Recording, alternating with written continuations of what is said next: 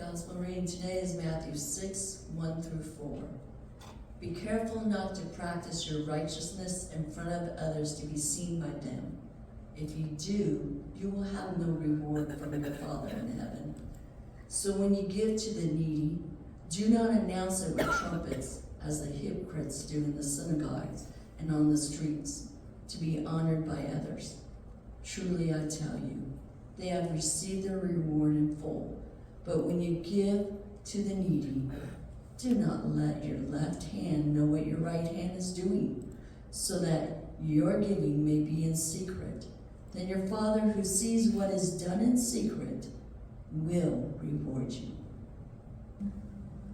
Pastor, I need to share that first song about praise. If I did praise God today, Satan would be laughing.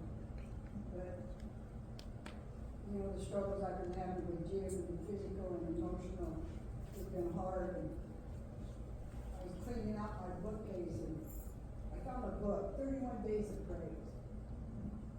I thought, that's going to be my devotion for the month. So I started out reading each day. And at first I caught myself just reading it and not thinking about the words, but I was just reading it. Finally, about the 5th day, I've got to believe it. I just can't believe it. So I read it out, I was reading out loud, and I praise God for whatever is in devotion for praise. And I started believing it more and more each day. And God has blessed us. So I've got caregivers starting 3 days a week. It'll be 4 hours a day. I had one day. She worked me so hard.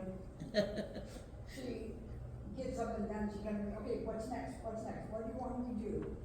She did 2 loads of laundry. She vacuumed. She did dishes. She got Jim up and showered him and got him dressed and fed him breakfast. And I just praise God, and we're trying to get ready for a hospital bed and fixing up the guest room and getting it all arranged. And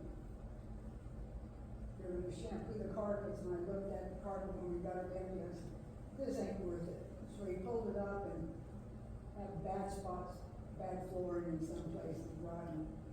And my neighbor guy came over and he fixed it the next day, and he did all the work and got it done. My nephew's coming over and he's laying the floor down for us, and it just one praise after the other that God is blessing. And I went up to Becky and I asked Becky, what am I going to do with all these hours? I don't have that much work to do I? And so she gave me some suggestions, and for a couple of days there I was, man, what am I going to do? I was thinking about it, and finally I realized that the scripture says God will give you more than you can handle. And God's given me this time that I can get out, not worry about Jim, and maybe go do some visiting, other stuff, and taking care of myself. So I said, okay, God, I'm not going to complain about the hours anymore. I'll take the 3 days, Monday, Wednesday, and Saturday, and I will trust you and relax. And those are my days that God has given me to do what I want to do. And I didn't praise him. I rather give Satan a black eye this morning. But I just thank him for taking care of us, not forgiving us, and taking care of our needs. All right. Well, we are week 2 of the Fight Club. Yeah, let's go. Right. Week 1 was community and isolation, community versus isolation. I used to have a friend when I was young, when I was a kid. There was an older guy. He would wear this button. It said, "I'm humble." But he was the only person that could get away with it, because his last name was Humble. Everybody else, if I try to wear that button, as soon as I wear a button that says I'm humble, I'm not humble. Right? So it was just kind of one of those weird, funny things, and he would always joke, and people would be like, that's the weirdest button. And he's like, but that's my last name. And he was actually a pastor and a good guy, and so it was just kind of fun. Stand with me. We're going to stay our fight creed together as we warm up this morning. Let's say this together. I'm a child of God, and I'm fighting the good fight. I will step into the ring and will fight to the belt for myself, my family, my church, and others in my community. I take personal responsibility for my actions, reactions, and attitudes. I will not make excuses and blame others. I trust in God's power to strengthen me, forgive me, and pick me up when I get knocked down. I'm a child of God, and I'm fighting the good fight. Good. All right, you may be seated. And Nancy's handing out some of the notes, if you would like to take the notes and use those with the fill in the blanks. And so this week is round 2. Let's get ready to rumble! Love it. Just love it. Round 2. Humility versus pride. And what we are fighting against are the voices inside of you and me that will defeat us this new year. Right. These are the voices that can cause us struggle, can cause us pain, can cause us anguish, can cause us frustration. These are the voices that can defeat us from the inside out. So these aren't about being an outward enemy and fighting an outer enemy, but they're about fighting the voices that are in our head and in our heart. And if we want to experience all that God has for us in 2024, and by the way, it's already January 21st. I don't know where January's gone, but it's already the 21st. But if we want to have victory in 2024, these are the voices and the things that we need to fight against. And look within and see which ones apply to us. And ask God to help us. There's that scene in remember the movie Remember the Titans? How many of you seen that? Remember that? There's a scene where halfway through, I think it's one of the championship games, the coach, that Caucasian coach, he's like, I've had too much pride. I said this, and he says, I need help. I need you to do something. I need help with my defense. Let's go out and beat this team. And I was just thinking about that this morning, and what that shows and how much that helps us. Well, let's define what pride is. Pride is elevating yourself in your own mind, or trying to, in the other's perceptions, pretending you don't need help. Humility, valuing others and being real about who you are and the help you need.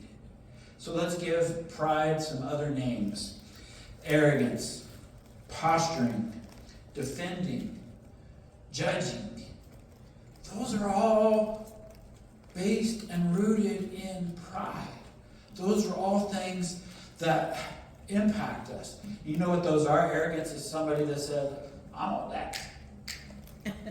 Posturing is kind of that sense of sometimes placing yourself, or even placing your body in a position that postures pride and postures and gives that sense of arrogance and that sense of greatness. Okay? So that's what those are. Proverbs 16:6 says this, and it's a verse familiar with you. Pride goes before destruction, and a haughty spirit is before a fall. So pride leads to a fall. And now just think immediately, what was our topic in round 1? Isolation versus community. Isolation, or pride, will lead to isolation. Humility will lead to community. So you can see how they're kind of interplayed and intermixed there. So the problem with pride is that you usually don't know you have a problem with it until it's too late. You ever known somebody like that? there's so many people that have had a problem with pride that we talk to, athletes or whoever, they think they're good, and then all of a sudden they realize that they need help and they need others and they need a community, and they're going, but it's too late. Or wealthy businessmen, or bosses, or there's some people that we've all known somebody that struggles with pride a lot, right? And they don't know they have a problem with it until it's too late. Until it becomes a place, something that is so difficult and so hard, and then they have to kind of back up, and the only way they really realize it is they have crow all over their face. Right? Pride is pretending you're okay when you're not. How are you today? Oh, I'm great, thank you. But inside you're hurting. Why do we do that? Pride. Pretending when you're great, pretending life is going okay, or pretending that you're okay with your relationships, or okay in your connections with each other or with God, but you know it's not. Pride is defending yourself. Even when you know you're wrong and maybe have been proven that you're wrong, you're still defending that stance that I took, and I'm not gonna let it go. That's what a tantrum is, right? Defending yourself when you know you were wrong. And you try to rationalize and try to clear it and try to say, it's all right, I know I was wrong, but it doesn't matter. Because my pride says that it doesn't matter. Right? Pride is ignoring the wisdom and counsel of others. Ever known somebody that does that? Ignores the wisdom and the counsel of others? Somebody says, hey, you probably shouldn't do that. It's going to create a problem. If you do that, there's going to be a lot of trouble. If you do that, you're going to go down the wrong path. If you do that, it's going to cause you a lot of pain. And somebody that's prideful that will say something like, I don't care. It's like, it's us telling an athlete, if you go to a party where there's alcohol, it's going to lead to a lot of problems, because if a picture is taken with you, even if you don't drink, you're going to end up being in trouble, because that's the school policy. And then the athlete says, I don't care. The picture gets taken. And they're suspended for 2 or 3 games. Even if they didn't drink. But it's ignoring the counsel and the wisdom of others. And the wisdom and counsel that people say, hey, I see something, I see a red flag, I see something to be cautious of, I see something we need to be concerned about. Pride is ignoring that and saying, doesn't matter. I don't care. I want my own way. That's pride. Pride is placing yourself above others. Boy, Jesus attacked this a lot with his disciples. Hey, when we enter the kingdom, can I be on your right and left? And Jesus is going, dude, why? Are you willing to take the cup and be a servant and surrender? So placing ourselves above others. It's that attitude of, well, maybe I'll just use one that might be in the church. Well, I've been here 25 years and you've only been here 3 years, so what do you have to say? I'm not saying that happens. I'm saying that would be an example of pride. Or it's somebody that's, pride can be when we're placing ourselves above others. Well, I'm more educated than you, right? I have more education than you. So pride is placing ourselves above others, whether it be in our own mind or in the mind of others, or if we place it in ourselves above others, in a sense that is, and then we posture that and we're like, I'm above you, and don't you forget it. That's a type of posturing, and that pride will get us in trouble. I don't know if I was never a Taylor Swift fan until this year.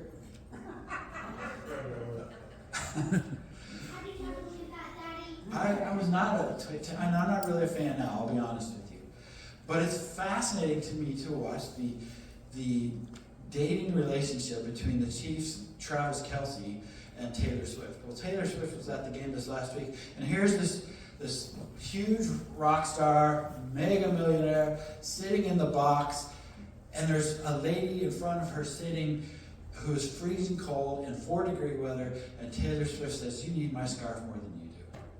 I went, wow, that's actually kind of impressive. So, because she was not saying, well, I'm so great and powerful, and she maybe in some other ways. But next one. Pride is refusing to celebrate others and the good that happens to them. Pride is refusing to celebrate when something exciting and wonderful happens to other people. Pride is refusing to acknowledge and to see and understand and value when other people experience something good. You know who struggles with this a lot? Pastors. I'll be frank with you. Pastors struggle with this a lot. Why? How did that guy get that church? How did that guy get that church and I'm stuck here? You know that. So it's not, pride is saying, instead of saying, that's exciting that he got that, or he's the right person for that, pride is saying, I should have gotten that. Why didn't I get that? Why didn't I get that promotion? Why didn't I get that bigger church? Why didn't I get that new car? Why didn't I get that? Why didn't I get this or that or that? So pride is refusing to celebrate others. Pride is comparing yourself to others so you feel good. If we compare ourselves to others, I'm smarter than he is. I have more money than they do. I have a nicer house. I have, the list goes on and on. Comparing ourselves, I'm stronger. I got more experience. I have more education. I'm comparing. When we compare ourselves to each other, the root of that is pride. Instead of understanding this might be who God created us to be. Pride compares ourselves to others to make ourselves feel good and possibly even look good in the perspective of others. So the question I have for you, do you see any of these in your life? Do you see any of these things? Pretending you're okay, defending yourself, ignoring the wisdom and counsel of others, placing yourself above others, refusing to celebrate others, comparing yourself to others. Do you see any of these in your life? Sometimes even is comparing, well, I didn't do what they did. I didn't do that. Even though we may know our own struggles, our own attitudes, our own frustrations, pride can be even, I didn't do that. I didn't murder somebody. You see, we're doing that to make ourselves feel and look good. So pride, so do you struggle with any of these areas? Now, let's look at what we want and what can defeat pride is humility. Humility is such a powerful word. It's just an amazing word, and it's on the back side of your sheets if you need to know where. But first of all, humility is being real. Why is that humble? Because we stop wearing the mask. Because we stop saying we're living in this place of good intentions and wearing a mask. Humility is being real because it recognizes who you are and it values who you are as God made you to be, not because you're comparing yourself to others, but it's not wearing the mask and trying to be fake and trying to be something you're not. Humility is being real. That's hard for a lot of us. We don't want to really be real. And sometimes we don't want others to be real. But humility is being real. Removing the mask. Second, valuing others. Humility values other people. Humility values their work. Humility values who they are as a person, their gifts, their strengths. Humility sees and celebrates and values other people because of their great work and their great insights. I really love our church board. We spent all day yesterday, all day in kind of a board retreat. We went away but didn't go away. It was just a few miles down the road. But there was lots of humility, there was valuing of each other, and there was lots of celebrating each other, and there's lots of seeing God at work and dreaming and seeing and asking God to help us.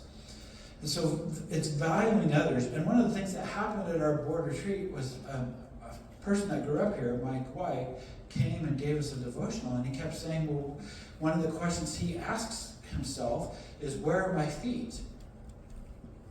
Where my feet is where my mission field is. That mentality of where my feet is where my mission is valuing other people. He says, if my feet are here, then I'm going to be right here, right now. But that's a sense of valuing other people. How do we value others? I've listed 3, and there's, I'm sure, numerous other ways. Admit when you're wrong. Admit when you're wrong. And that's not just true for admitting to people, but also admitting to God when you're wrong. That's showing humbleness before God. And God will never use your confession to put you down. Instead, He wants to lift you up. When you admit you're wrong, you value others, and you value that you understand their perspective and their position, or the way you've hurt them, and you understand and you say, I am sorry. Those are some of the most humble words somebody can say. I'm sorry. I hurt you. Maybe I meant to, maybe I didn't. Doesn't matter. I still hurt you. And so that apology is saying, I'm sorry, and then the other response to that is also an act of forgiveness, is saying, I forgive you. That's not in the notes, but think about it. If somebody comes to you and says, I'm sorry, and you say, well, I don't forgive you, what have you just done? You have said, I'm better than you. Doesn't matter what you have done. I'm better than God. Doesn't that sound a lot like pride? So pride is also not only saying I'm sorry, but the reverse of saying, I forgive you. I'm not going to hold on to that anymore. So pride, James 4 says, God opposes the proud, but gives grace to the humble. Humble yourselves before the Lord. He will exalt you. How else do we value others? We serve without expectation. Serve without expectation. Serve without doing it to get something back. I'm telling you right now, Boyd did not come clean this parking lot last week because he expected me to come in up here this Sunday morning and go, Boyd did a great job. He did it because he knew that there was an issue and that people were going to be using our facility. He did it without expectation. Serve without expectation. Even the expectation of a thanks. That's a hard one. Well, they didn't even say thank you. I'm never going to help them again. I think we've all said that one. Serve without expectation. Without the expectation of how they can repay the favor. Without the expectation that they need to do something for you. Serve without expectation. That's a way to value others. And another way to value others is listen intently. I tell you what, there are times when people have listened to me that I feel incredibly valued. And there are times when I try to do better and I'm learning to do better or trying to respond. But if I have somebody that won't even listen and has to say what they have to say and has the next thing on their mind, I don't feel valued at all. Listen intently. Hey, that's got to be hard. Coach Rice has been somebody that listens to me intently. And I've told you about our conversations a lot, and it goes back and forth. I'll listen to him, and he's frustrated with something. And he'll listen to me when something is going on. And he listens intently, and I walk away from those conversations going, I'm valued. And I know he feels the same.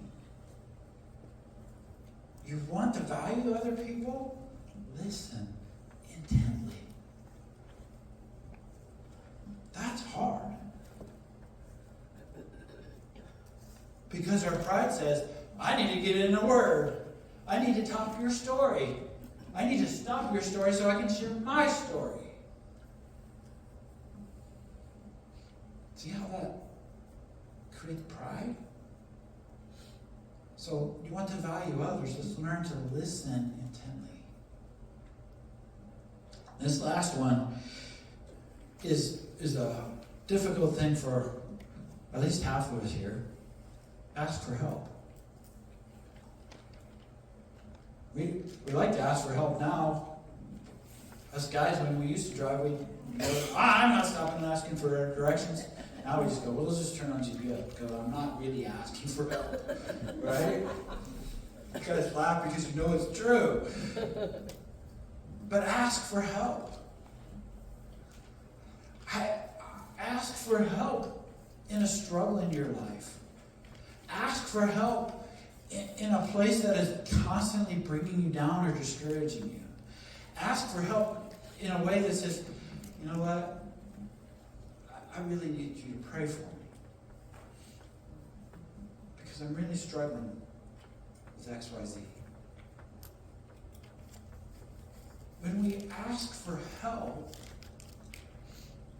we are valuing others, we are showing a sense of humility, and there are times people may not be able to help us, or they don't know how to help, and that's okay.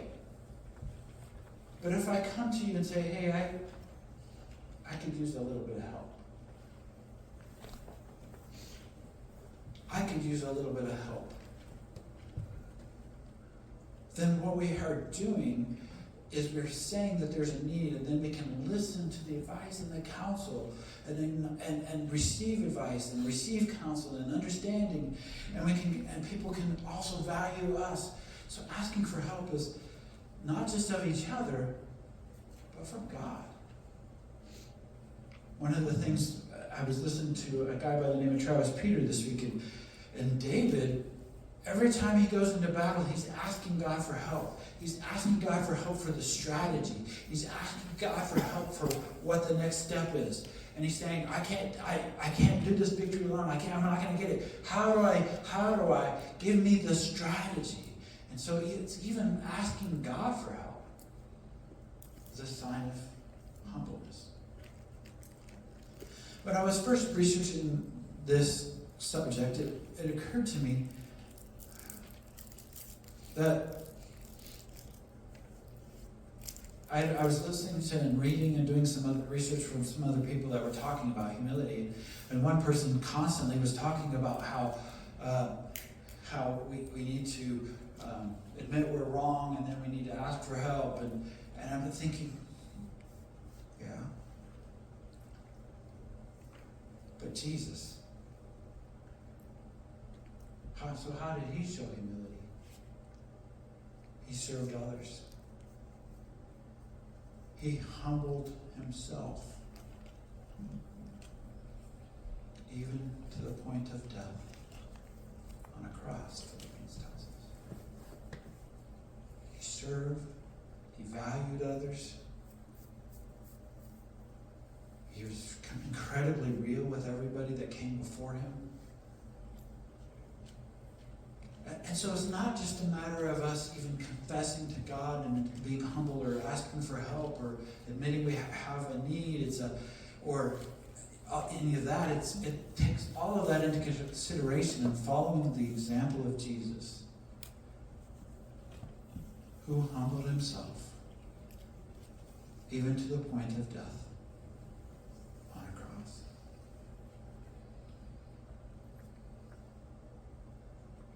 And so we celebrate that today. And so we give thanks for Jesus humbling himself. And we remember that through this act of communion.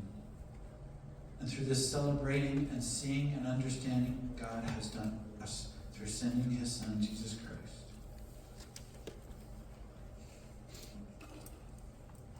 And we celebrate what Jesus, with the cross and the resurrection, has helped us to see and to fight the good fight. The cross of Jesus Christ, the resurrection, can help us fight the good fight and battle pride, battle isolation, be humble, be in community. Lord Jesus, you're challenging us. You're helping us to take a look at ourselves. This time is not about looking at everybody else. It's about which of these rounds that we're going to be going through is true for our lives and is a battle that we face. And so, God, Jesus, we just give you thanks for the ultimate act of humility, of death on a cross as the Son of God. And so we remember today and we give thanks. So help us as we participate in communion today to see your goodness, to check our own hearts and minds for whatever pride there might be, and to know that we are deeply loved by you. So help us, I pray, Jesus. Amen.